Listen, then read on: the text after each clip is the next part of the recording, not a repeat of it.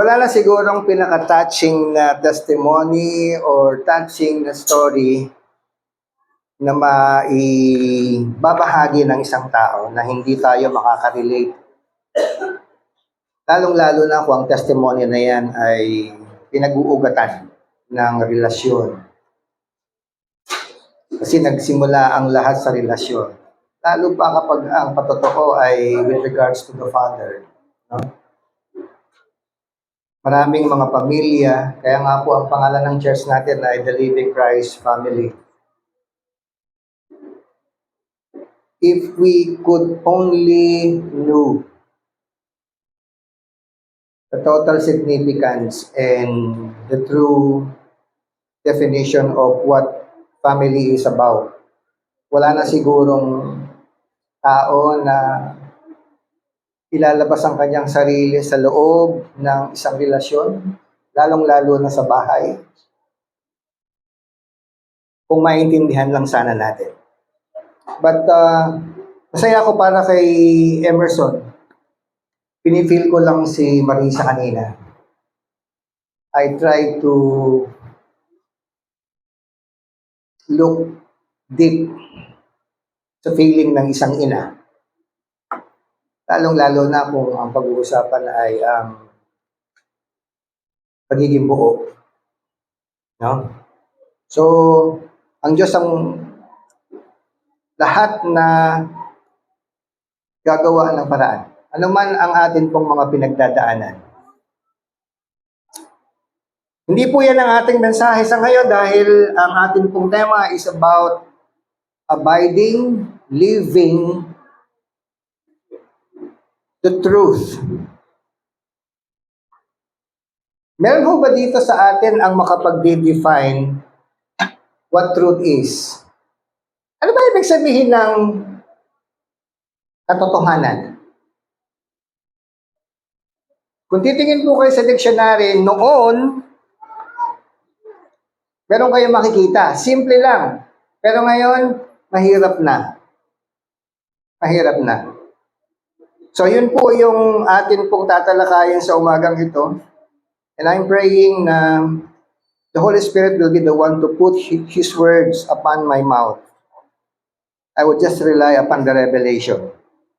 Kasi 2 Sundays, 2 preachers ang hindi ko po nakita personally.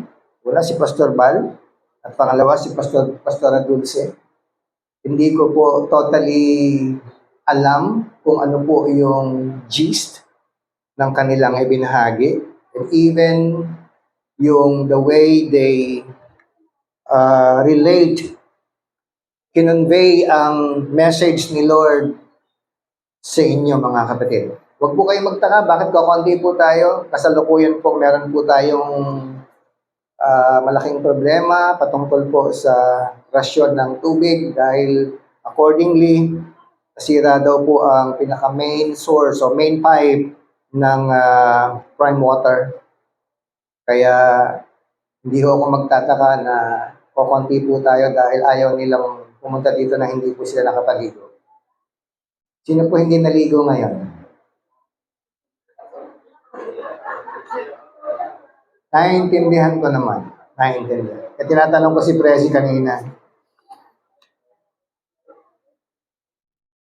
sino kaya ang mga kapatid na magtitiis na hindi nakapaligo? Kahapon pa. Nagsimula ito kahapon, sobrang init kahapon. Pero mabuti na lang, born again na yung ilong ko. Kaya kaya lang tagalan yan, mga kapatid. Wala po kasi kami problema sana San Mateo sa tubig, kaya sawa-sawa po kami sa tubig. Nagdala na lang po kami ng tubig dyan. So sa inyo pong kinakaupuan, tayo pa'y manalangin. Dakilang Diyos, sa inyo po kami dumudulog sa umagang ito. At ikaw, Panginoon, ang amin pong tinatawagan na mangusap sa amin pong kalagitnaan. Ikaw, O Diyos, ang katotohanan. Ikaw ang pinanggagalingan ng katotohanan at ikaw ang katotohanan. Kaya sa umagang ito, mabigyan po ng katarungan ang pagbabahagi ng iyong mga salita patungkol po sa talatang ito na amin pong tatalakayin. Muli, paunahan mo kami ng Santong Espiritu, patagpuan mong malinis ang aming mga puso. Patawarin mo kami, O Diyos, sa lahat ng aming pong nagawang kasalanan.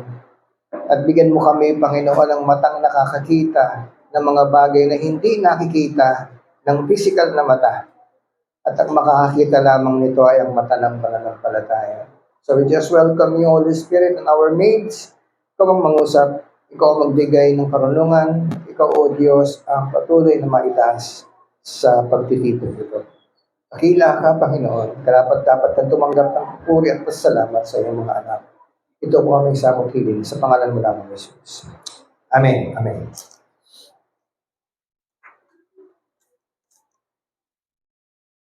Hindi ko po alam kung ilang beses niyo na pong nabasa ang Juan, Kabanatang 8. Kasi po, kung binasa lamang po natin ito ng random, ibig sabihin ng wala talagang malalim na pangangailangan. In the same way na kailangan po natin ng tubig ngayon. I do agree na lahat po tayo sa loob ng 3 araw na hindi po tayo makainom ng tubig, we will all suffer from dehydration. If that can happen physically, kapag ang tao ay hindi uminom ng tubig sa loob ng 3 araw, malaking bagay sa kanyang pangangatawan ang maaapektuhan. Your organs will suffer up to the brain. Now, if water is very important to the physical body, how much more in the spiritual? Remember, nung si Jesus ay tumungo sa isang lugar, at sa lugar na yan ay meron pong isang balon na matatagpuan po natin sa Kabanatang 4 ng Juan. Si Jesus, nung mga pagkakataong iyon sa kanyang karunungan, sa kanyang plano ng kaligtasan, tinungo niya isang lugar upang kausapin ang isang babae. Ang babae ay wala pong pangalan, pero meron po siyang pagkakakilanlan. So walang pangalan, pero may pagkakakilanlan. Ano ang pagkakakilanlan? Siya ay tinatawag na Samaritana. Okay? So tayo, hindi tayo kilala ng maraming tao, pero ang tawag nila sa atin, Christian. Tandaan po natin yan. Delikado yan. Alam nila, Christian tayo. Hindi nila tayo kilala, pero dahil nakikita siguro nilang pumapasok tayo sa isang church na mayroong pangalan, ang tawag sa atin, Christian. Delikado yan. Delikado yan. Kaya ingat po tayo. Ano po yung dahilan nito? Simulan ko lamang po ito dahil ang pag-uusapan po natin, hindi lamang po ang may kaugnayan sa talata. Lalo't higit, ang Kabanatang 8 ay nagpapatungkol kung sino si Kristo. Ang personahe ng Panginoon ang nakataya sa 8 at ang pagiging totoong disipulo. The true disciple. Kasi meron pong pagkakakilanlan. Mukhang may problema tayo, mga bata ah.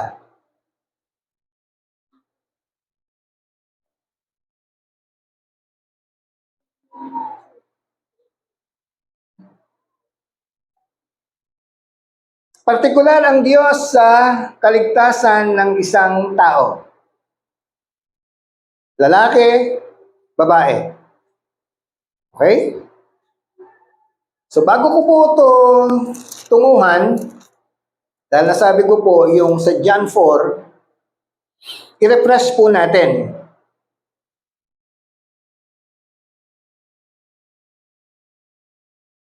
Sa chapter 4, sabi po doon, the Pharisees heard that Jesus was gaining and baptizing more disciples than John. Although in fact, it was not Jesus who baptized, but his disciples. When the Lord learned of this, he left Judea, went back once more to Galilee. Now, he had to go through Samaria. So bago po siya pumunta sa isang lugar, meron po siyang dadaanan. Okay? Judea, Galilee, and then between Judea and Galilee, Samaria. Okay? So he came to a town in Samaria called Sychar. Yun po yung particular na lugar na napuntahan ng Panginoon, Sychar. Near the plot of ground Jacob had given to his son Joseph. Jacob's well was there. Nandoon yung balon na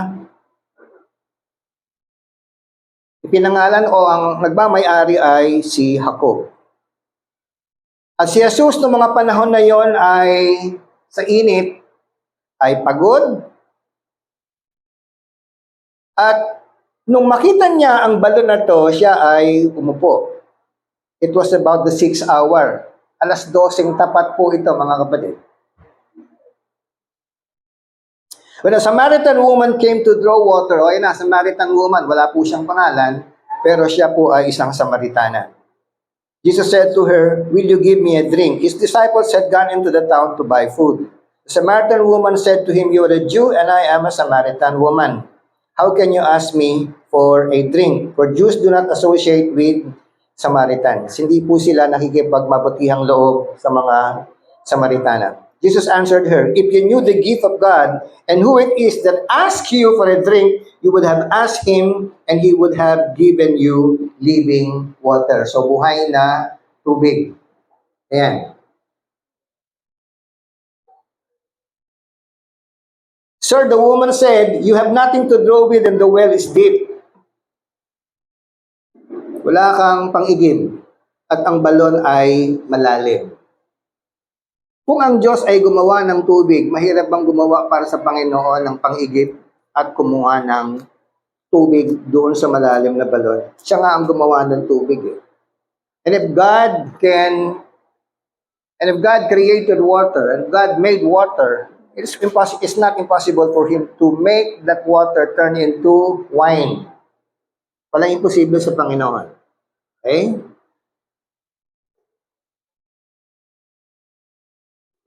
Jesus answered, "Everyone who drinks this water will be thirsty again." Yun yung binanggit ni Pastor Bal kanina. Kapag uminom ka ng tubig na ito, mauuhaw ko ulit. "But whoever drinks the water I give him will never thirst. Indeed, the water I give him will become in him a spring of water welling up to eternal life." Sino po dito Kristiyano?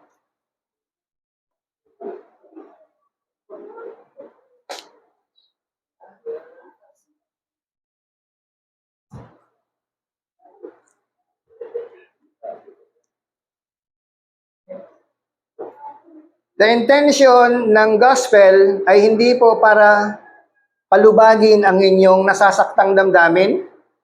Hindi po intensyon ng gospel o mabuting balita ng Panginoon na kayo ay pasiyahin. Hindi rin po para pagaanin ang inyong kabigatan. Hindi po yan talagang intensyon. Ano ba talaga ang intensyon ng tubig? Well, napakadaling sabihin yan. Para mapatid ang uhaw. Para hindi mapatid ang uhaw.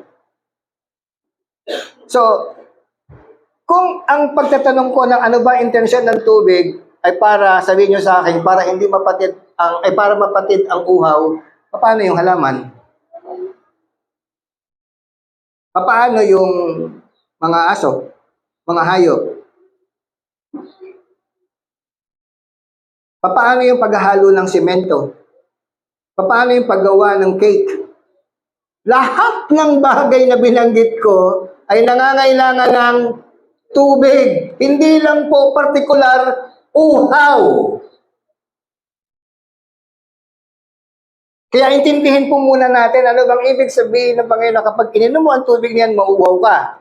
Pero yung tubig na ibibigay ko sa iyo, kapag ininom mo, wala namang sinabi dito hindi ka mauuhaw eh. May sinabi ba? "Everyone who drinks this water will be thirsty again. But whoever drinks the water I will give him will never never thirst. Anong ibig sabihin nun? Walang taong nabuhay sa mundo na hindi pa ulit-ulit na nauuhaw. Ngayon pa lang, uhaw na po ako. Mapatak na yung pawis ko sa likod. Nauhaw na ho ba kayo? Andyan po yung tubig, no? Kaso nga lang, may balon po kasi sa likod niyan. Bigyan na lang kayo sa balon. Will never thirst. Indeed, the water I give him. Binigay. Binigay. O sige, ulitin po natin sa salitang binigay. Pakisabi po. So may tubig na kayo. Tandaan niyo yan, ha? May tubig na kayo. Ayaw nyo kasi sumagot kayo ng Christian kayo eh. May tubig na kayo. Ano sabi doon? Indeed, the water I give him will become in him, yung tubig na binigay sa inyo ng Panginoon, a spring of water welling up to eternal life. Bumabalong na yan. Pero yung balong na yon, saan po aabot? Kasi yung balong ng tubig, doon lang sa may ibabaw ng tubig.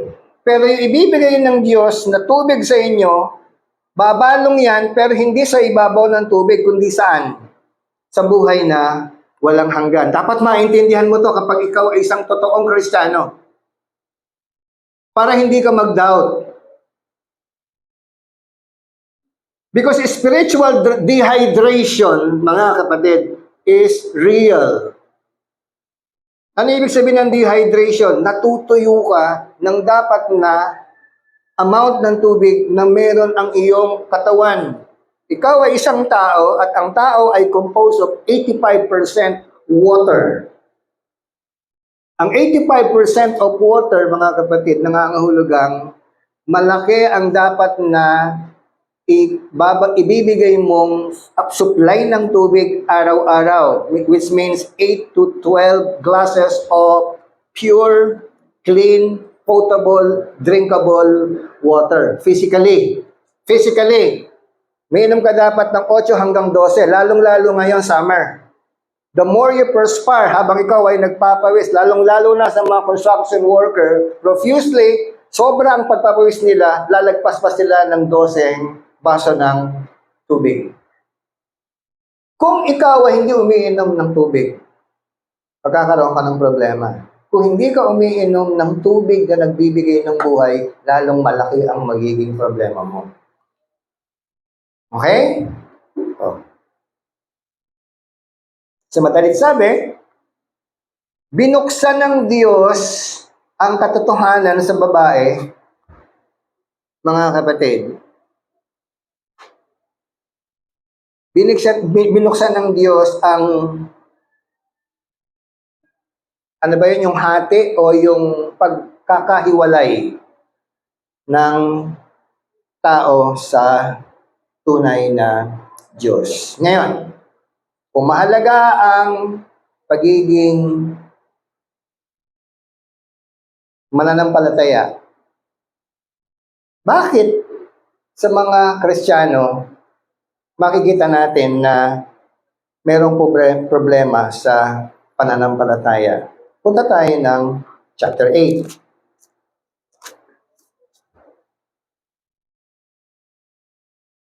Dito na po tayo magsisimula, mga kapatid. John chapter 8, beginning 30 to 36. Ito po ang sinasabi. Even as he spoke, many put their faith in him. Nung siya yung nagsasalita, marami ang nagtiwala sa Panginoon. Verse 31, to the Jews who had believed in him, or believed him, Jesus said, sa mga Hudyo na nagtiwala sa Panginoon, ito ang sinabi ng Diyos. If you hold to my teaching, ano ba yung hold? Kung panghahawakan mo, kung lalakaran mo, hindi ka lang maniniwala.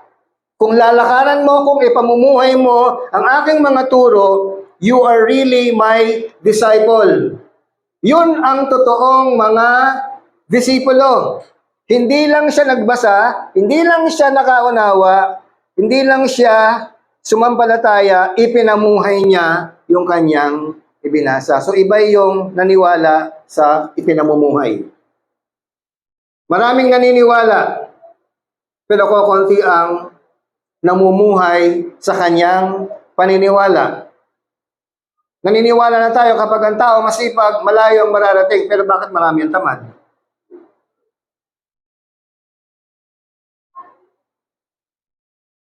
So then you will know, verse 32, dito na po pumasok yung ating tema.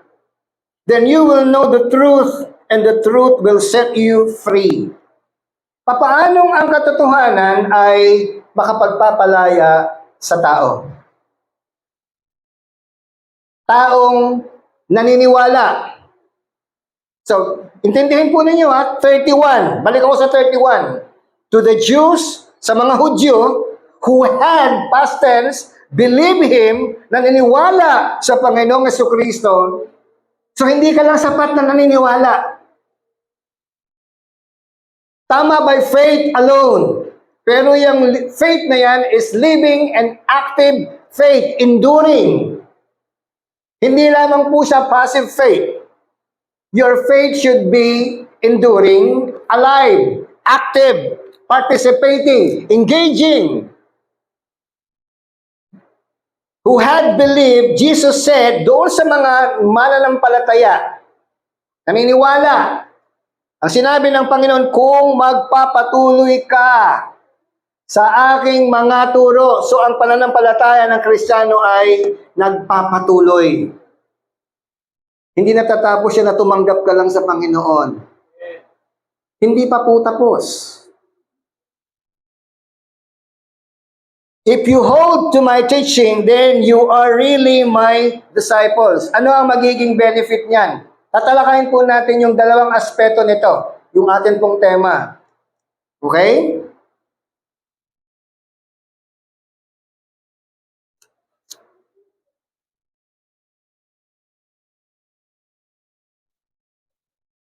So, pasok na po sa 32.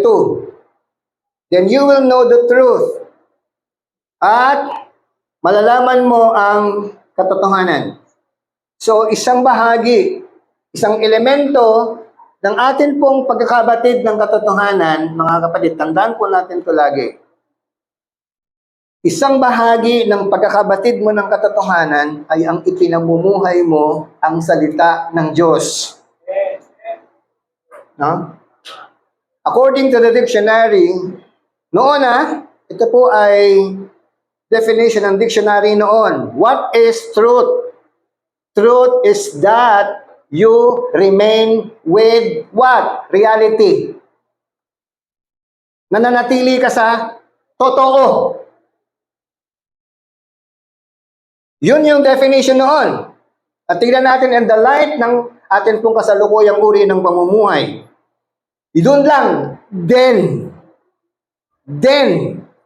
hindi po rin then, no?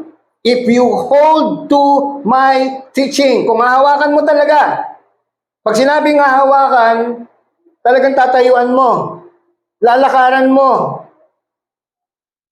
Alam niyo ba na delikadong maging totoong tao? Because truth hurts. Not only hurt, truth kills. And ultimately, truth what? Hindi lang po mapatay. Mamamatay ka talaga. Okay? So wag po kayong masyadong matakot sa salitang kamatayan. Then you will know, yun pa lang, papasok pa lang yung salitang then. Ano ibig sabihin ng then? Merong switch. Nagbago. Resulta. Then you will know the truth, and the truth will set you free. Saan tayo tinawag ng Panginoon para tayo ay maging malaya?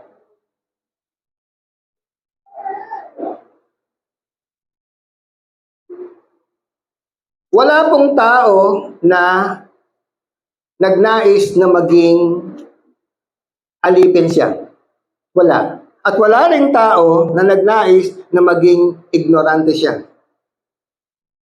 Wala. Kayo ba nagnais kayo na maging alipin? Kayo ba nagnais kayong maging tanga? Yung ignorante, medyo light pa yun eh. Pero pag sinabi mong tanga, wala pong kasing paaralan para sa tanga. Ewan ko lang si Pastor Bal, baka may alam na eskwelahan. Makapag-enroll. At magkano ba ang tuition fee ng eskwelahan na yan?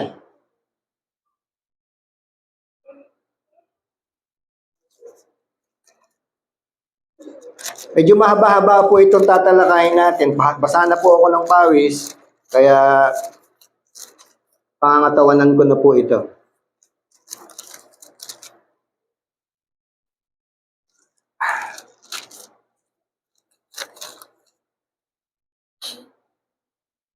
Dito po tayo magsimula. Tanungin po natin, who is the true Christian? Who is the true disciple? Ayan ha. Sino ba ang totoong Kristiyano? Or tagasunod ni Kristo? Sino ba ang totoong tagasunod ni Kristo at sino ba talaga ang totoong disipulo? Ano yung disipulo? Nag-aaral tungkol kay Kristo at gustong maging katulad ni Kristo. Yun po ang ultimate goal ng discipleship. To be like the teacher. Okay. Ito po ang ating pamantayan. Ready na ba kayo? Ay, sagot naman kayo. Oh, men. Wala lang A. Men na lang, men. Women. Yung iba, women naman. Oh, women nga. Verse 5. 2 Corinthians 13:5. Ito po ang sinasabi. Examine yourselves to see. Suriin ninyo ang inyong mga sarili upang sa ganon makita ninyo, mabatid, na kayo ay nasaan? Pananampalataya.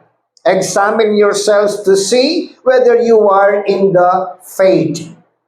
Una ay pagsusuri. Okay? Suriin. Examine. Pangalawa, test yourselves. Examine and test yourselves. Araw-araw pong ginagawa ng mga sumusunod kay Kristo yan. Examination and testing. Huwag po kayong mawawala doon. Kaya wag mo niyo pong tanungin sa kapitbahay niyo, kumusta na kaya ang aking pananampalataya? Wala po siyang masasabi tungkol sa inyo. Because ang sabi po ng Biblia, examine yourselves. Ikaw ang magsuri. Ano ibig sabihin? Hindi ka nakabatay sa sasabihin ng kahit sino. Doon po, mga kapatid, meron na pong pahimakas ng totoong kalayaan. Hindi ka nakabase at hindi ka magbabase sa sasabihin ng kahit sino. Wala pong pastor dito na tatayo sa pulpito na ang lahat ng kanyang sasabihin ay magiging batayan po ninyo. No! 17:11 of Acts. Basahin ang Biblia. Suriin ang Biblia, mga kapatid. Ano ibig sabihin yan? Responsibilidad mo. Tuloy ko po. Do you not realize that Christ, Jesus is in you? Hindi mo baga nababatid na nasa iyo ang Panginoong Hesukristo maliban na lamang. Sabi po dito, maliban na lamang you fail the test. Ano bang magandang Tagalog sa fail? Nung kami pa yung nasa Bulacan, ang tawag po namin sa mga bumabagsak, lagpak! Tama, may feeling pak! Yung kasing hindi nakapasa, masyadong mababaw yun. Pero pag sinabi mong lagpak o parang lagapak, mararamdaman mo yung emotion na masakit. Lagapak eh. Lagpak. So, mga kapatid, ang isang mananampalataya sa Panginoong Jesucristo na nagpapatuloy sa kanyang mga aral ay pinagkalooban po ng kaalaman o kabatiran kung papaano niya makikita kung siya ay nasa pananampalataya pa at kung papaano siya ay nakapasa sa pagsusulit. Okay?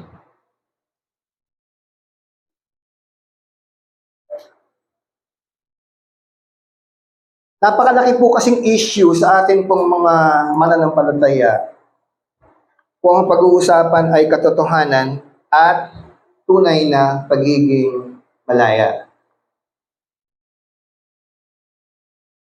Basahin po natin, although ang atin pong teksto ay nasa 30-36, pero hindi po nangangahulugan, hindi po natin madadaanan yung iba. 8:44, anong sabi niya? You belong to your father, the devil, and you want to carry out your father's desire.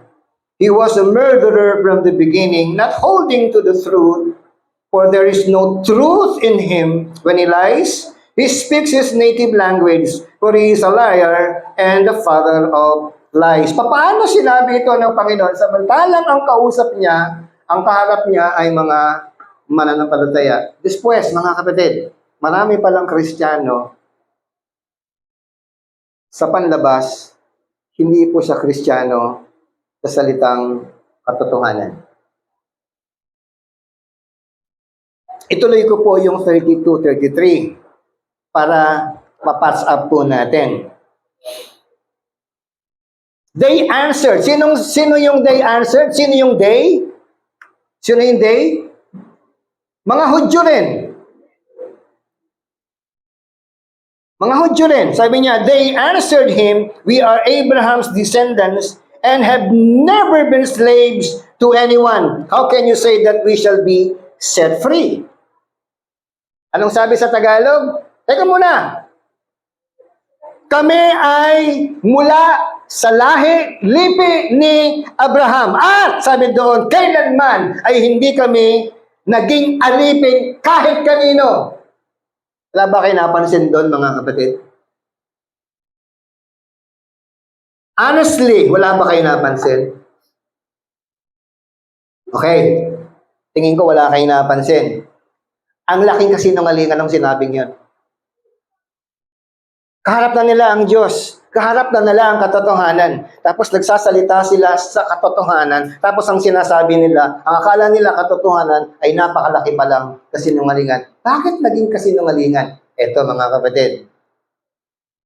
Ilang taon sila sa Ehipto? 400. Bakit sila nasa Ehipto? Para mag-excursion? Bakit sila nandun? Ha? Bakit ang hina ng boses pag tinatanong kay Bishop? Dahil alipin sila doon. 400 taong alipin. Ehipto lang ba ang umalipin sa kanila? Alipin sila ng Babylonia. Alipin sila ng Medo-Persia. Alipin po sila ng Griego, Greeks. At alipin sila ngayon ng mga Romano. Tapos sasabihin ng mga Hudyong ito, hindi man kami kailanman napaalipin. Sinungaling, nagagalaiti ako.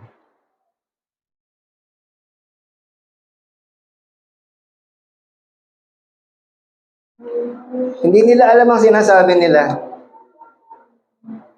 At titignan po natin ngayon, ano ba ang ibig sabihin talaga ng totoong malaya? At alin ba talaga ang ibig sabihin ng totoong nagsasabi ng totoo? Ito, mga kapatid, Hudyo to. Hindi lang to basta-basta Hudyo. Ito po ang mga religious leaders ng mga Hudyo. Kaya, hindi dahil pastor ang tumatayo, mga kapatid, 100% maniniwala kayo. For Diyos, for Santo, mga kapatid. Vitamin ko yung expression ng mga tao nun, Santissima Trinidad.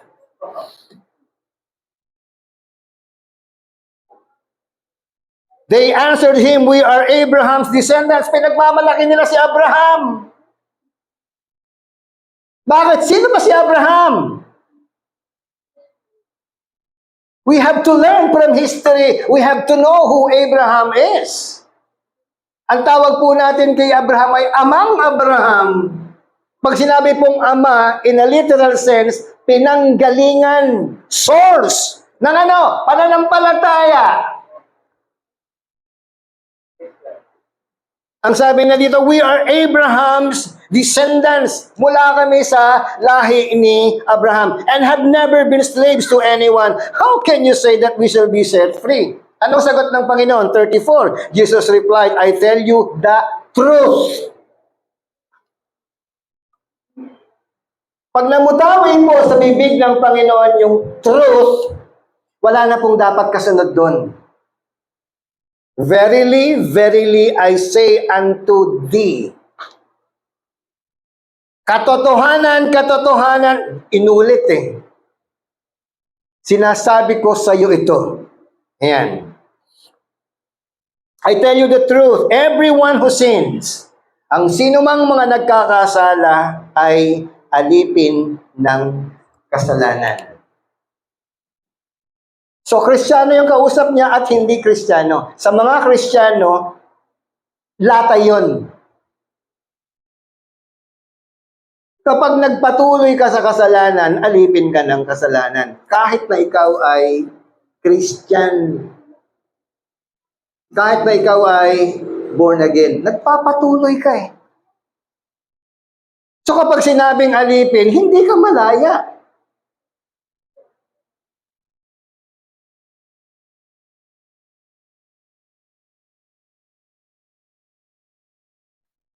Now, sabi doon, a slave has no permanent place in the family, but a son belongs to it forever.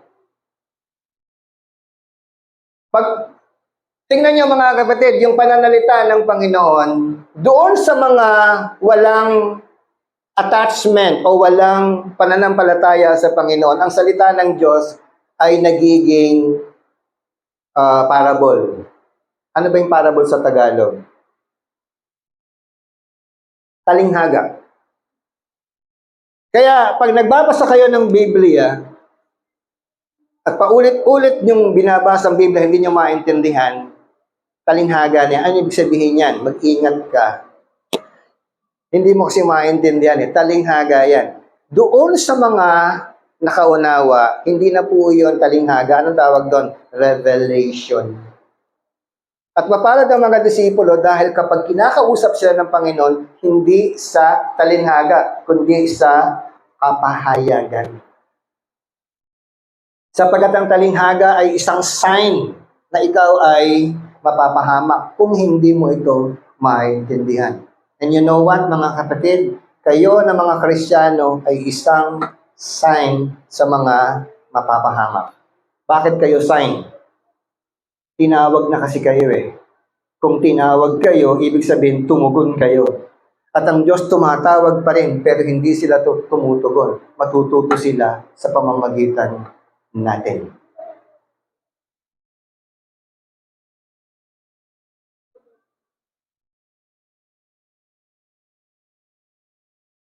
So, paano po ito mapapatunayan? How could this be realized? Wala pa kasing definitive test eh. Definitive test of true faith. Now, tingnan po natin ang Matthew 7:21.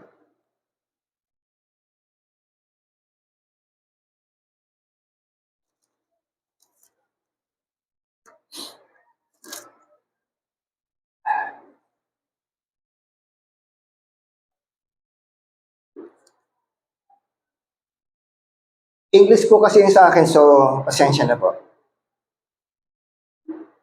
Sikapin ko po na ma-translate na lang po to sa ating wika. Mateo 7:21. Not everyone who says to me, Lord, Lord, will enter the kingdom of heaven, Hindi lahat ng tumatawag sa aking Panginoon, Panginoon ay makakapasok sa kaharian ng langit. But,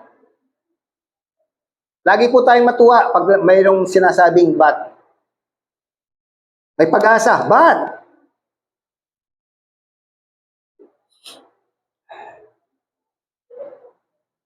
only he who does the will of my Father who is in heaven. So, uulitin ko po yung tanong ko. Yung nagsasabing siya ay Kristiyano, okay, sige, tanggapin ko yan. At face value, dahil sinabi mo, Kristiyano ka eh. Pero sinabi doon kanina sa binasa natin, doon sa 2 Corinthians 13:5, na sa atin po, ay meron pong nagaganap na dapat na pagsusuri. Ang pagsusuri ay personal. At ang batayan ay ang katotohanan. At sino ba ang katotohanan? Anong sabi ng John 14:6? I am the way, the truth. Kung ang basihan ng katotohanan na hinahanap mo ay hindi po kay Kristo, malalansi ka, madadaya ka. Sapagkat ang batayan ng totoong katotohanan ay walang iba kundi ang Panginoong Jesus. Now, ang sabi niya, doon sa mga kaharap niya, kung ikaw ay nagkakasala at nagpapailalim, nagpapagamit, ay naaalipin ka ng kasalanan. Now, itawid po natin ito. Anong sinabi ni Mateo patungkol sa mga nagsasabing sila ay mananampalataya?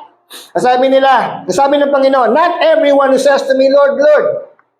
Di ba tayo kapag nananalangin, Lord, Father, Ama, pagka mawawalan ka ng sasabihin mo, hallelujah. Kasi nauubusan ka na ng salita.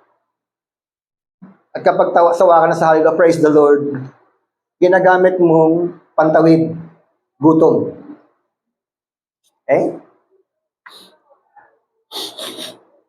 But only he who does the will of my Father who is in heaven.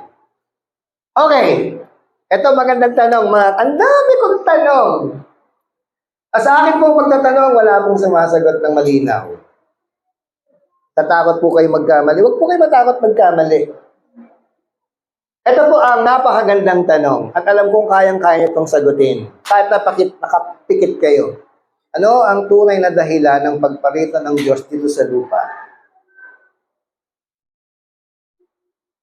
Tumingin kayo sa akin. Ayaw yung tawagin ko kayo. Parang ganyan sa classroom eh. Ano ang tunay na dahilan ng pagparito ng Diyos sa lupa? Parang maligtas ang buong sanlibutan. To seek those who are lost. Ano pa? Ay yung tunay na dahilan ng pagparito ng Diyos dito sa lupa.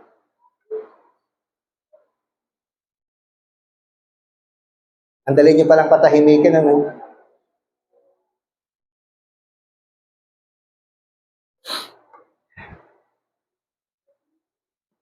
Sabi nung nagtanong, anong tunay na dahilan ng pagparito ng Diyos sa lupa? Sabi nung isa, napakadali niyan. Naparito siya dito upang mamatay at iligtas ang mga makasalanan. Wow! Ang galing! Pero hindi po yun, mga kapatid. Sorry.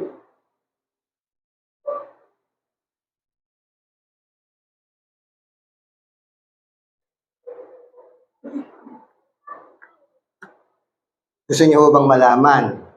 Ayon. Ang tunay na dahilan ng Diyos sa pagparito sa lupa ay ito. To bear witness of the truth.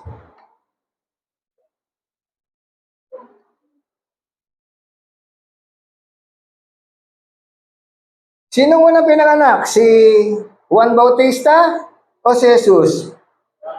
Anong dahilan bakit naunang pinanganak si Juan Bautista? To bear witness of the light. Hindi para magbautismo. to bear witness. At kayo mga Kristiyano, tayo mga Kristiyano, we are here to bear witness of the truth. Tayo ang kasangkapan ng Diyos na magpatotoo tungkol sa katotohanan. At ang katotohanan na yan ay directly pointing to Jesus Christ. So, magrepaso po tayo ng ating theology, mga kapatid. Kontento na kasi tayong nakikinig lang kay pastor. Hindi lahat ng tumatawag sa akin, Panginoon, na makapupunta sa langit. Kaya wag mo sabihin na, ay, Christian niya kapag namatayan, sa langit na yan. I beg to disagree. O, nasa taas na yan. Kapiling na ng nasa taas. Lahat na lang nasa taas. So, be very careful. Kaya nga examine eh. Tayong mga tao, nagpapa-examine lang tayo kapag meron na tayong malalang sakit. Pupunta ka na sa ospital kapag may sakit ka na. Na pwede naman palang mag-examine na hindi kasama ang doktor. Unahin mo munang i-examine, ano ko Lord sa iyong harapan? Kung ano ang nangyayari sa loob, ipapakita ng labas. Lagi kang masama ang loob, magkakaroon ka ng depression, magkakaroon ka ng anxiety, magkakaroon ka ng malalim na pagkatakot, at to the most, magkakaroon ka ng sakit sa puso. Lagi masama ang loob mo eh. Kung merong dapat na maging masama ang loob, si Kristo. Kasi sinabi niya, it is done, it is finished. At pag sinabing it is finished, lahat yun. Kaya ang hirap maging Kristiyano. Kaya nga, lagi po natin siya sa atin, Kristiyano pa ba ako? Wala namang masama. Kung i-examine na natin ating sarili. Dahil tiyak, nakatitik ako. Hindi mo namamalayan. Sabi nga doon sa Korinto, yung nag-aakalang nakatayo pa siya, hindi niya alam, nakalupasay na pala siya. Anong sabi ng Biblia? Mag-ingat ka. Hindi nagkukulam ang Biblia sa pagpaparating sa iyo kung paano mo iingatan una ang iyong kaligtasan. Paano mo iingatan ang iyong kaligtasan? Siguraduhin mo na ikaw ay na kay Kristo. Doon ka dapat magsimula. Starting point of everything. Be sure that you are in Christ. Because Christ is everywhere. Kahit saan, pwede kang tumawag sa Panginoon out of a pure heart. At kung atin pong titignan, makita po natin dito, this is the definitive test of the true faith. Yun po ang susuriin. Yun po yung tukoy na pagsusuri ng ating pong pananampalataya. Meron pong laging paalala na hindi dahil tumatawag ka sa Panginoon, meron pang susunod dito mga kapatid. Hintayin nyo lang. Those people are believers. Yung sinasabing, Panginoon. Dahil hindi ka naman pwedeng tumawag ng Panginoon kung wala siya yung banal na Espiritu Santo, sabi ng Biblia eh. Mga kapatid, napaka-tricky ng kaaway. Ano ibig sabihin ng tricky? Tuso. Napaka-tuso ng kaaway. At sa iyong pamamahinga, akala mo hindi ka nagkakasala. Tandaan ninyo, si David, sa kanyang pamamahinga, nalaglag, nahulog sa malaking pagkakasala. Wala naman siya ibang ginawa. Nagpapahinga lang.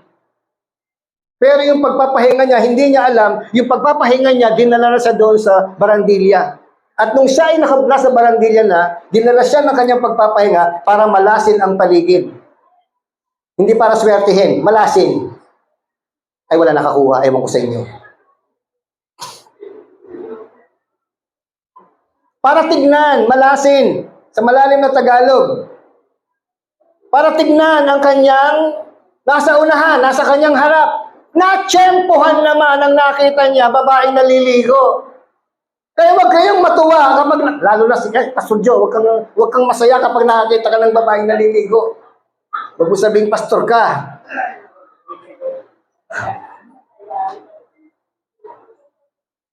Wag kayong matuwa, lalo na pupunta ng Boracay.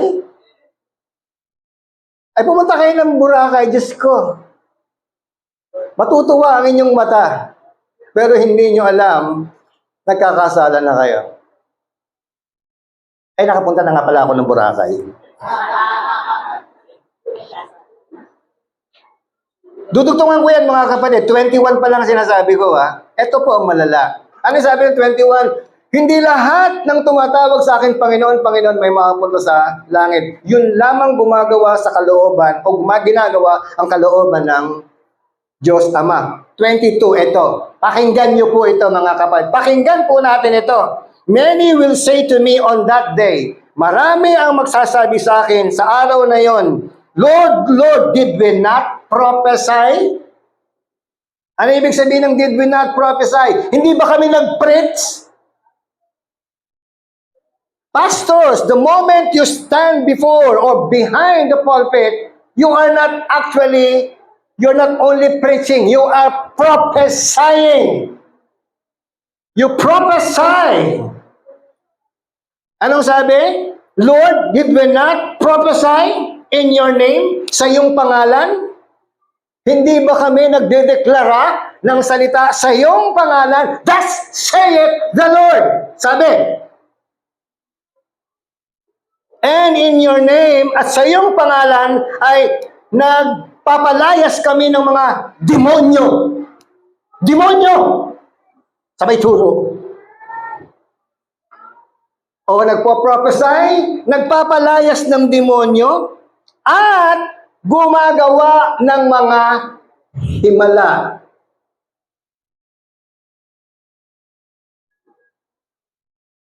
Tingnan nyo ito mga kapatid ha. Tumatawag sa Panginoon, nagpo-propesiya o nagpipreach, nag-e-exhort, nagko-quote ng talata sa Biblia, prophesying yon. Nagpapalayas ng demonyo, pati nga asawa mo, pinalayas mo na eh. Nagpapalayas, ibig sabihin may kapangyarihan sa pangalan ng Panginoon. Praise God! Lalo na sa mga Ministry of Deliverance, nakontent din yan. Nagpapalayas ng mga demonyo. At hindi lang yun. Gumagawa po sila ng himala. Mga katangian na kung titignan po natin ay may kakayanan ang mga Kristiyano para gawin. Sayang yung 20 pesos. Baka akin yan. Andyan pa ba kayo? Gumagawa ba ako kayo ng himala? Yung bang tipong pagkasasweldo lang, nilagay niyo yung pera sa sobre, tapos nung inabot niyo yung sobre sa asawa niyo, nawala. Himala yun. Himala yun. At naintindihan ako ni Raymar. Lalong-lalo na ni May.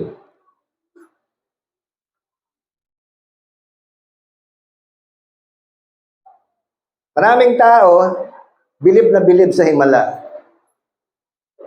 Ako, I for one, nung bata pa ako, naku, ang galing naman. Napakatindi, gumagawa ng himala. Alam niyo ba nang tumanda na ako, nung nabasa ko na ang Biblia, sino ang mga taong nakakita ng sandamakmak na ginawa ng himala ng Panginoon? Sino? Sino? Ay, wala akong kausap. Walang iba kundi ang mga Israelita. Wala nang tatalo sa mga tao na nakakita ng mga himala ng Panginoon. Tanong, tinanggap ba ng mga Israelita ang Panginoon? Hindi. Anong silbi ng himala? Anong silbi? Pag nakakita ka ba ng himala, mananatili ka sa pananampalataya? I'm telling you, 1 linggo lang, tapos ang himala. Hindi ko sinasabing huwag kayong maniwala sa himala. At hindi ko sinasabing huwag niyong tanggapin ang himala. Dahil ang Diyos ay Diyos ng himala. Pero hindi ka maliligtas sa pamamagitan lang ng himala. Dahil kung talaga naghimala ang Panginoon, sasabihin lang niya, ako ang Diyos! Ligtas na kayo! Tapos! Himala! Ba't kailangan niyo mamatay sa krus? Para maligtas ka. At ako. Ba't hindi siya naghimala? Ito ang himala. Nung nakapako na ang Panginoon sa krus, anong sabi niya? Yung tatanggap ng aking kamatayan. yun ang maliligtas. Ikaw, ang himala. Tapos hahanapin mo sa iba ang himala. Yung pagiging Kristiyano mo ay isang malaki ng himala. Kung maintindihan mo lang. Kasi yung ginawa ni Moses, naghati ng dagat, ginagawa mo na yan actually. Bakit? Kapag nagpunta ka sa isang tao, na sinabi ng Panginoon, puntahan mo yan. At tumanggap siya, hindi ba't hinawi mo na ang dagat na dadaanan niya papunta sa Panginoon? Mga kapatid, ginagawa niyo na yung ginagawa ni Moses. Hindi niyo ba alam? Walang excited. Hindi naiintindihan. Yung ginawa ng Panginoong Jesucristo, nagpapakain ng 5,000 mga kapatid. Si Reinhard Bonnke, sa tuwing siya nagpipreach, si Billy Graham, kapag siya nagpipreach, milyong-milyong mga tao ang napapakain ng salita ng Diyos at sila'y nailigtas. Ang Panginoon, 5,000 lang. Ginagawa mo na yan. Ano sabi ng diyan? More than this, you can do. Higit pa dito ang magagawa mo. Bakit? Sapagkat ang Diyos ay nasa kanan ng Ama. Ibig sabihin ng kapangyarihan ay binigay na sa iyo ng Panginoon upang gawin ang mga ginawa niya. Hindi mo ba alam yon? Hindi mo ba alam yon? Bababaw ang pananampalataya mo kapag hindi mo alam yon. Na meron kang kapangyarihan ay pinagkaloob ng Diyos, bakit hindi mo ginagamit? Nahiya ako, pastor baka pagsaraduhan ako ng pinto Wag mo lang isipin yung magsarado ng pinto, ang isipin mo sarado ang puso niyan. Amen! Amen.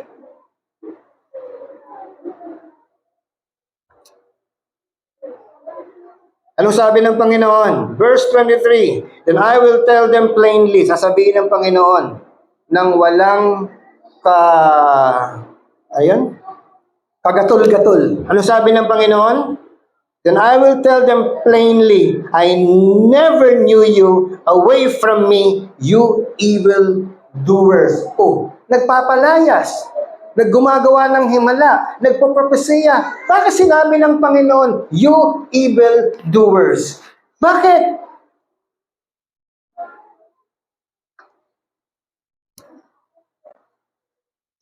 Naintindihan pa kaya ako ng mga bata?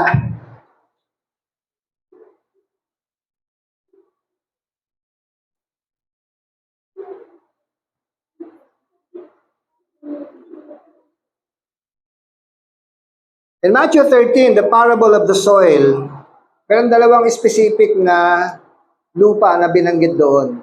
Yung sa rocky soil at sa thorn. Mga kapatid.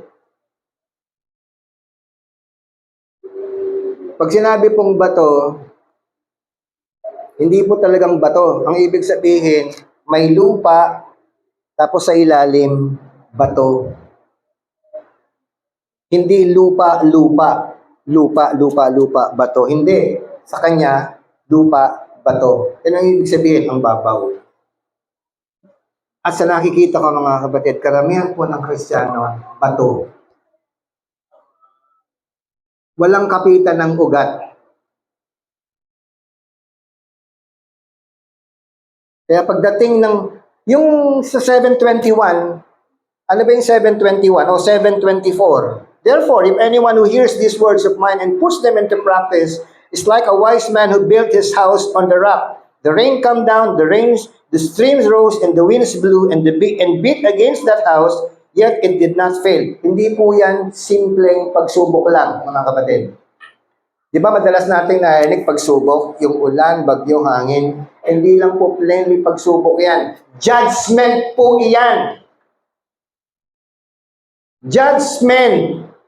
That's more than pagsubok. Na meron kang malaking problema, meron kang malalang sakit, meron kang mga temptation, hindi po. Ito po ay paghuhukom.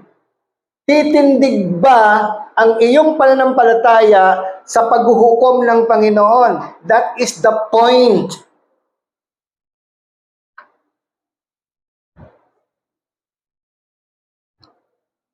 Ang tawag po dyan ay superficial or temporary.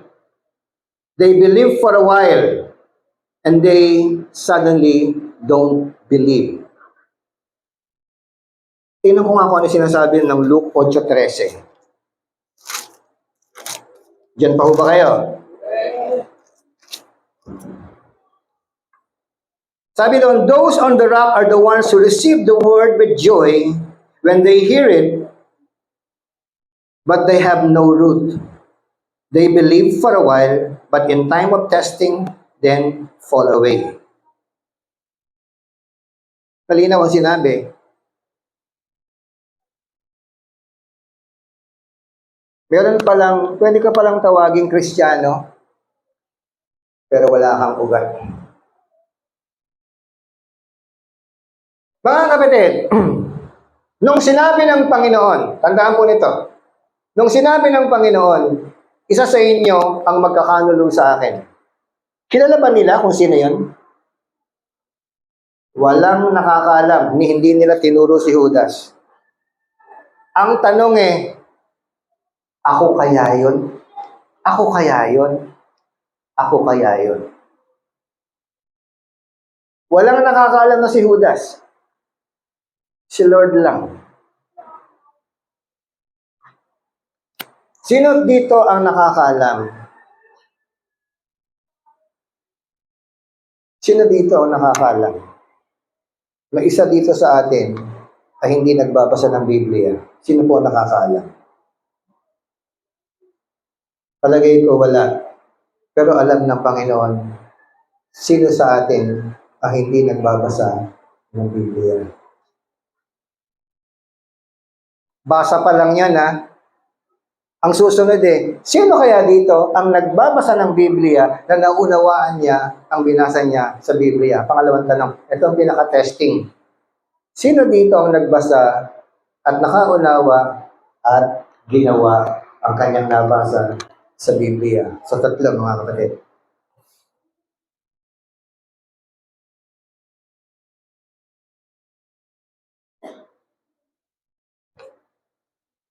Ano sinasabi sa Lucas 6?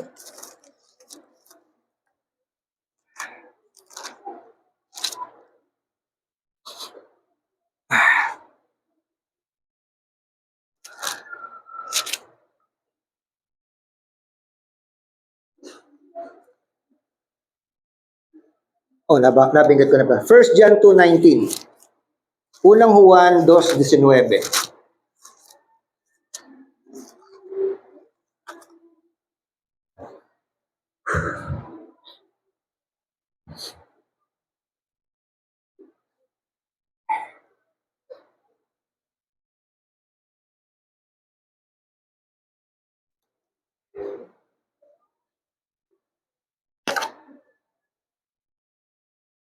Sabi po dito, they went out from us, but they did not really belong to us. For if they had belonged to us, they would have remained with us, but their going should not that one of them belong to us. Ano ibig sabihin yan, mga kapatid? Umalis sila sa atin, or lumabas sila mula sa atin, nangangahulugang hindi talaga sila kabilang sa atin. Dahil kung sila ay talagang kabilang sa atin, dapat sana'y nanatili silang kasama natin. Ngunit, dahil sa sila ay lumabas, sabi doon, but they're going. Yung kanilang ginawa, yung kanilang paglabas ay nagpapakita na wala isa man sa kanila ang totoong kabilang sa atin. Ano yung sabihin niyan? Maraming mga Kristiyano, aalis, magbabackslide, o totally lalayas. At kapag lumayas ka sa totoo, hindi nangangahulugan, kabilang ka pa rin na pwedeng tawaging Kristiyano. Hindi na po.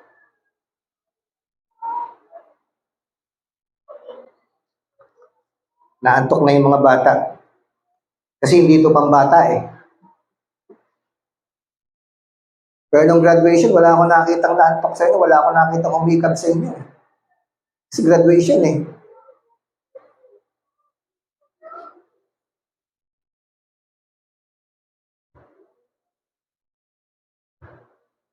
Ang tawag po doon ay yung mga umalis, yung tumatalon-talon, hindi po yung jumping Christian. Ang tawag po doon ay part-time Christian.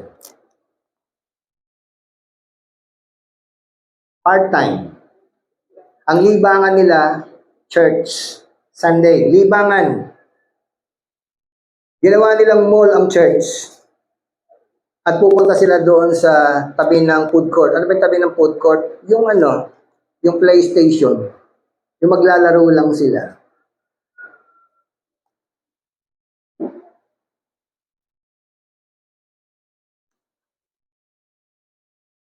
Pang second page pa lang pala ako, 4 na pages to. Pag alas 12 na. So sikapin kong ma-compress ito, mga kapatid. Sino ang totoo? Sino ang talagang tapat?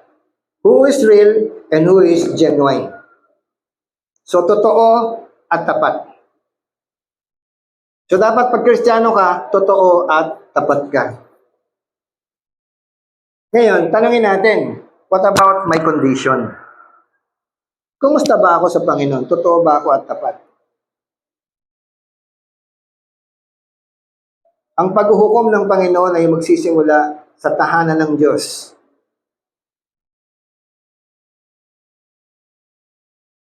Ano ibig sabihin ng tahanan ng Diyos? Hindi po church na building. Ang paghuhukom ay sisimulan ng Panginoon sa pinaghaharian niya. Hindi po ito ibig sabihin ng four corners. Ang paghuhukom ay sisimulan ng Panginoon sa mga Kristiyano. Kaya ingat po tayo, mga kapatid. Starting to believe in Jesus is easy. They thought. Akala nila, dahil sinabi nila, balik po tayo sa John. Sabi po nila kay Jesus, kami mula sa lipi ni Abraham. We are Abraham's descendants, have never been slaves. Sinungaling. Nalaman naman po natin. If you hold to my teaching, sabi ng Panginoon, kung mananatili ka sa aking mga turo, you are really my disciple. Ikaw ang totoong tagasunod. At dahil ikaw ay totoong tagasunod, etong sinabi niya. Yun ang tema po natin. Then you will know the truth, and the truth will set you free. Ano ang kasalanan nila, mga kapatid? Religious sin. Sapagat ang tingin nila sa sarili nila ay makatuwiran po sila, mga kapatid. At nung sila ay kausapin ng Panginoon, nakita nila at narinig nila mula sa bibig ng Panginoon kung sino sila. Ganun po isang kwento. Pakinggan niyo po ito, mga kapatid, bago kayo tuluyang maantok. Ito yung narinig ko kay John MacArthur. Ito po yung kaibigan ni MacArthur, yung nagpalaya sa Pilipinas. Wala talaga, gutom na. Meron pong isang tao na ang pangalan ay J.C. Ryle. Itong si J.C. Ryle ay isang taong surrealist. Ibig sabihin, gumagawa siya ng isang kwento na hindi naman talaga totoo, pero ang ipinararating niya, totoo. Surrealist. Okay? Ang kwento niya ay nagsimula sa isang lugar na nagpunta siya sa isang lugar, nagiba-giba, rabol. Iba sa nung digmaang pandaigdig, kalawang digmaang pandaigdig ang Maynila, ang Pilipinas ay talagang giba-giba dahil sa mga bombang inilaglag ng mga Hapon. Nagpunta siya doon. At habang siya ay naglalakad, naghahanap siya ng mga lugar na pwede pa niyang puntahan hanggang sa makapunta siya sa isang lugar na kung saan mataas, no? Doon sa pinakatuktok, nakapunta siya doon. At habang siya ay nag-iikot, nakakita siya ng isang hallway at tinungo niya yon hanggang sa siya ay huminto doon sa isang bathroom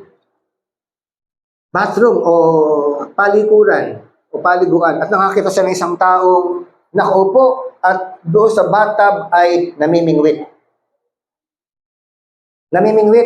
Ang sabi ni J.C. Ryle, kaibigan, wala kang mahuhuli dyan. Anong sagot ng tao? Alam ko.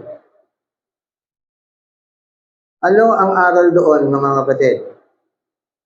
Kung naging matinik ang inyong obserbasyon, ito ay patungkol sa higher education. Nag-aaral ka, wala ka namang natutunan. Kristiyano ka, wala ka namang silbi. Namimingwit ka sa bathtub. Wala kang mahuhuli doon. Pero alam mo, ang pinakamalala niyan ito. Bilang Kristiyano, inilalagay mo na sa kanilang harapan ang katotohanan, pero wala silang makita.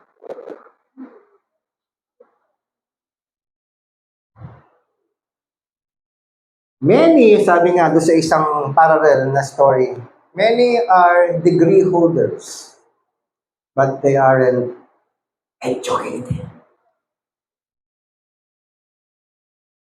Pataas ang kanilang tinapos, wala naman silang pinag-aralan.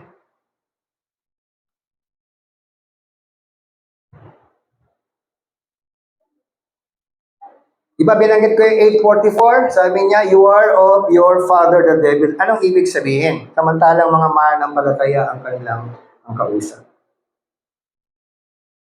Ito po. They are the children of the devil or Satan, slaves of sin, blasphemer, and murderer, and haters of truth. Namumuhi sa katotohanan.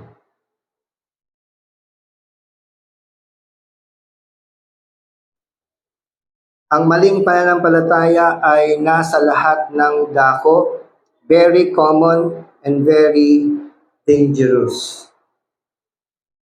Now, dalawang bagay po dito sa Romans sa John 8. Dalawang bagay po ang dapat nating pagtuunan. The benchmark of true disciples and the benefit of true disciple. Benchmark and benefit. Yung benefit, sinama po yan ng sentence na, phrases na, and you will know the truth, and the truth shall set you free. Ang pagiging mananampalataya, hindi po mental assent lang. Malapit na. Mag-aalas 12 na. Kaya mababa ng adrenaline. I hope na meron lang isang salita ang manatili sa inyong puso, sa lupa ng puso ninyo, tumubo, mag-ugat, at lumalim ang ugat.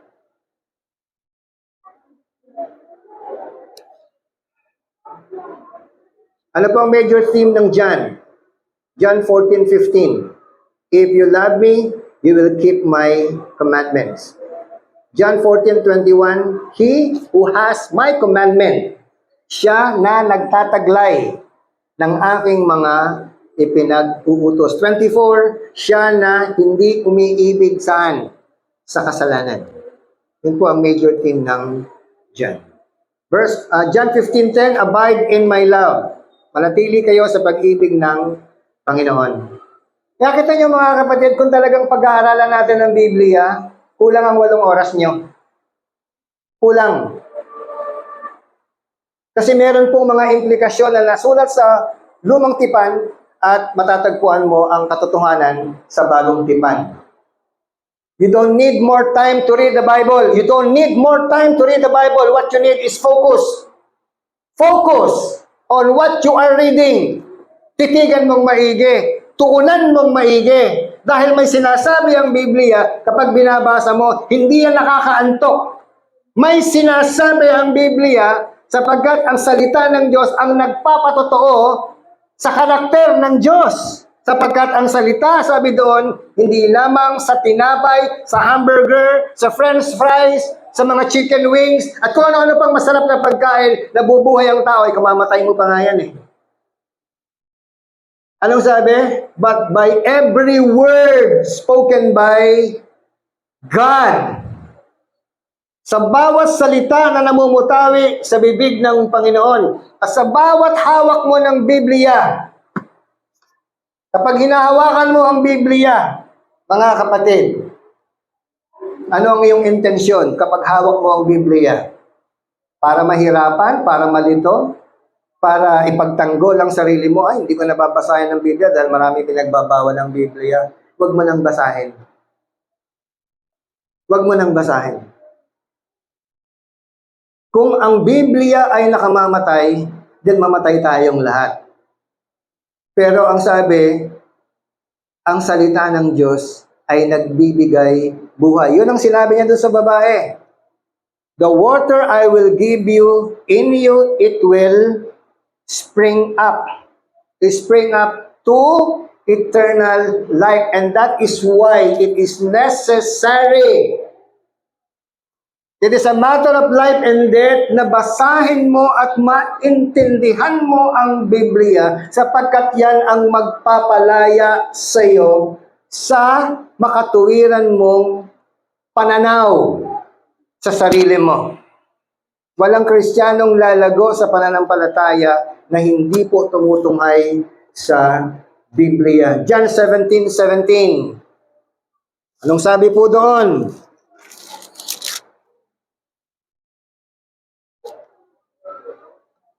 Sanctify them by the truth. Your word is truth.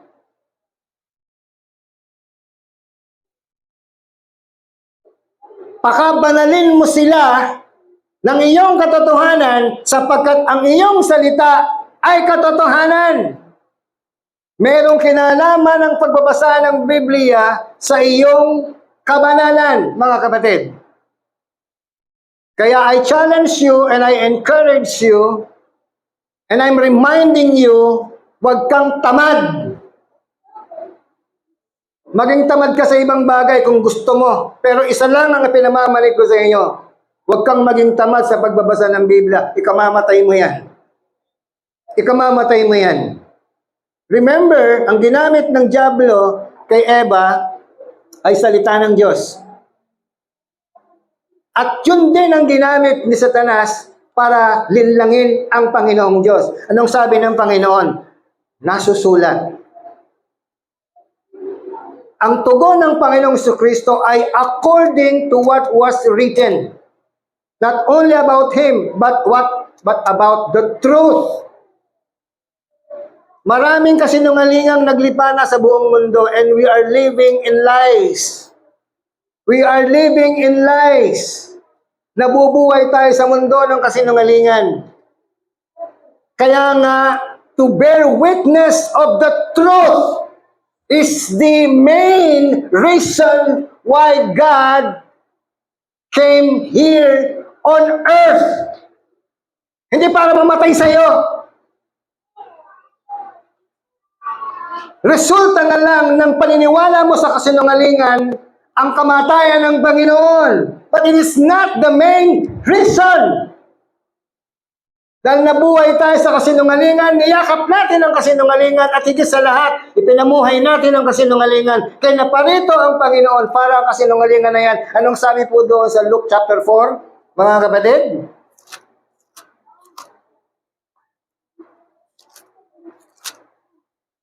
Verse 17, the scroll of the prophet Isaiah was handed to him. Unrolling it, he found the place where it is written, the Spirit of the Lord is on me, because He has anointed me to preach good news to the poor. He has sent me to proclaim freedom for the prisoners and recovery of sight for the blind, to release the oppressed, to proclaim the year of the Lord's favor. Si Luke ang nagsabi. Kanino niya kinuha? Isaiah 61.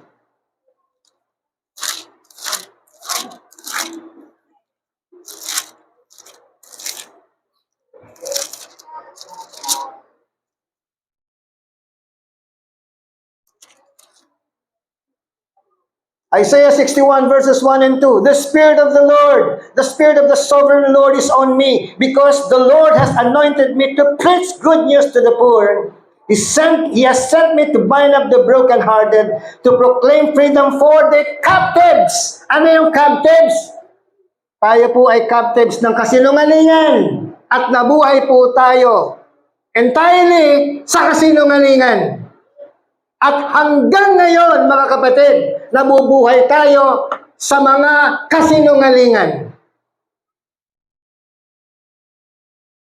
Para maintindihan po natin, ayaw ng Diyos na ikaw ay maging alipin ng kasinungalingan. Kaya nais ng Diyos na ikaw ay lumaya mula sa kasinungalingan at totoong maging malaya. At paano mo gagawin yan? Kilalanin mo muna ang Panginoong Hesus. Tanggapin mo ang Panginoong Hesus sa iyong puso sapagkat siya ang susi ng iyong kalayaan sa kasinungalingan na magdadala sa iyo sa kaligtasan.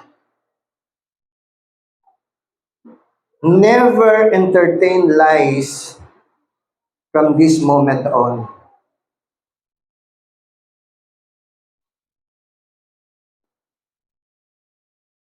Matagal na po tayo nabuhay sa kasinungalingan, mga kapatid.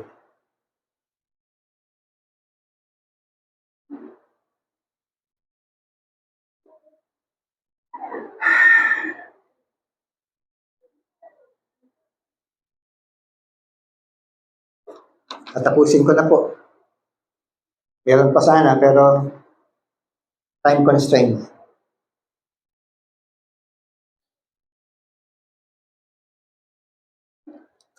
Naparito ang Panginoon hindi para tawagin ang mga katuwiran upang sila ay magsisi, kundi ang mga makasalanan. Kung tinatanggap mo sa iyong sarili na ikaw ay makasalanan, ito na ang pagkakataon mo para lumapit sa Kanya. Huwag mo nang gayahin ang sarili.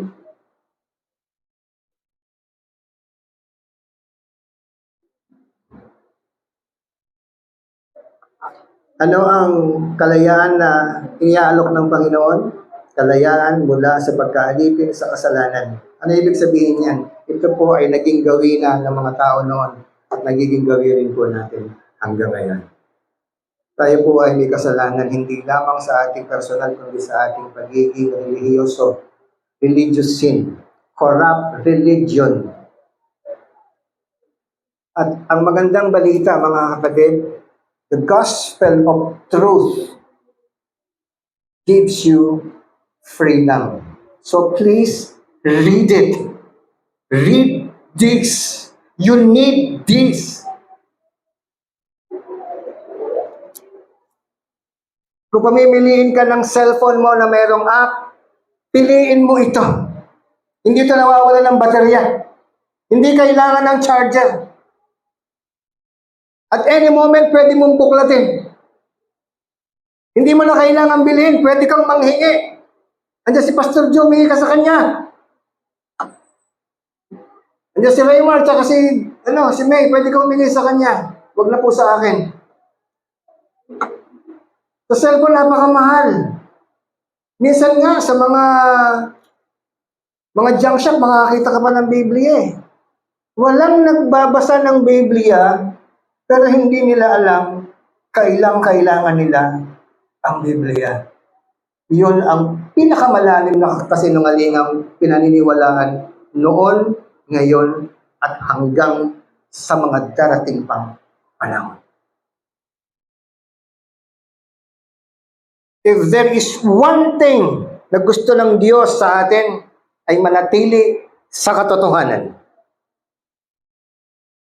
Sapagkat ikaw ay gagamitin ng Diyos para sa mga taong hindi pa rin naniniwala sa katotohanan. Dahil ikaw ay nabuksan na sa katotohanan, ang paniniwala mo ang magiging kasangkapan ng tao para sila ay maniwala. Kaya gumising po tayo, mga kapatid. Ang temang ito ay mananatiling tema, hindi lang sa panahon ng Mayo.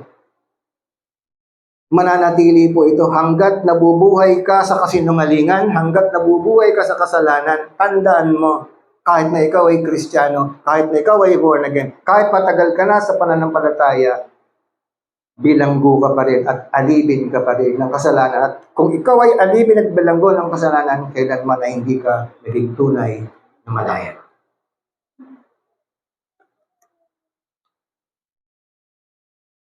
Sayang ang mga oras na inyong pagkakaupo sa mga upuan na yan. Kung ang naramdaman nyo lang ay ang pagkabagot na hindi nyo naintindihan ang pinakaugat ng ating pong tinalakay.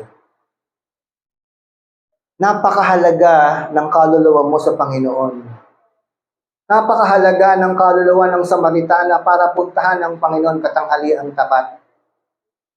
Napakahalaga ng kaluluwa ng Diyos para siya ay magdesisyon. Sabi niya, ang mabuting pastol ay ipinagkakaloob ang kanyang buhay para sa mga tupa. Kusa niyang ibinibigay ang kanyang buhay para sa mga tupa. At ano ang responsibilidad ng tupa? Kilalanin ang tinig ng kanyang pastol. At dahil kilala niya ang tinig ng kanyang pastol, susunod siya kung saan nandoon ang pastol. Mga kapatid, na lang ulit tanong ko. Sino ang sinusundan ninyo ngayon? Huwag niyo sabihin si Pastor Bal. Huwag niyo sabihin si Pastor Dulce. Huwag niyo sabihin si Pastor El. Huwag niyo sabihin si Pastor Joe. Maliligaw kayo. Ang sundan ninyo ay ang mabuting pastor. Walang iba kundi ang Panginoong Jesus. Magandang umaga po. Pagpalaan po tayo. Tayo po lahat ito ngayon.